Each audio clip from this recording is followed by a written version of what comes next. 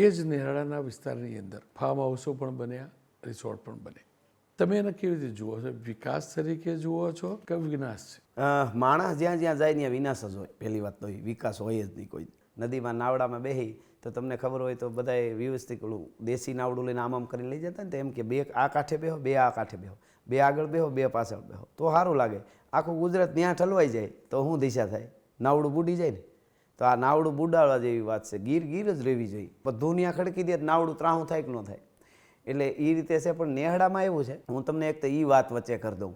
ગામડેથી તમે શહેરમાં આવો અને તમને જેટલી ઓલી અનુભૂતિ થાય કે હા તો આ શહેર કેવું અને અમારું ગામડું, એટલો ફરક અમારા નેહડામાં અને ગામડામાં છે. અમે નેહડેથી ગામડે જતા ને તો અચરજ થતું. દુકાનું, નળિયાન, ભીતું, મારા બાપુનું પૂછો આ શું તો કે થાંભલા. મેં કીધું એ થાંભલામાં ઓલું શું દોર્યું તો કે તાર છે ને એમાંથી લાઇટ આવે. આ અમારા નેહડા. એટલે નેહડા હજી નેહડા જ છે. ત્યાં કોઈ હોટલ ન કરી શકે. હું નેહડાની હું જે જ્યાંથી આવું એ વસ્તુ ત્યાં કાંઈ આવે જ નહીં, કોઈને જવાની. મારું નેહડું એવું છે ત્યાં અમે જ જઈ શકીએ. અત્યારે નેશનલ પાર્ક કોઈ ગમે એવડો માણસ હોય ને લીગલી ત્યાં જવાનું નહીં, એ અનલીગલી છે બધું. એટલે અનલીગલી એટલે બહારના માણસોને નહીં, જે પાસ હોય ગીરના.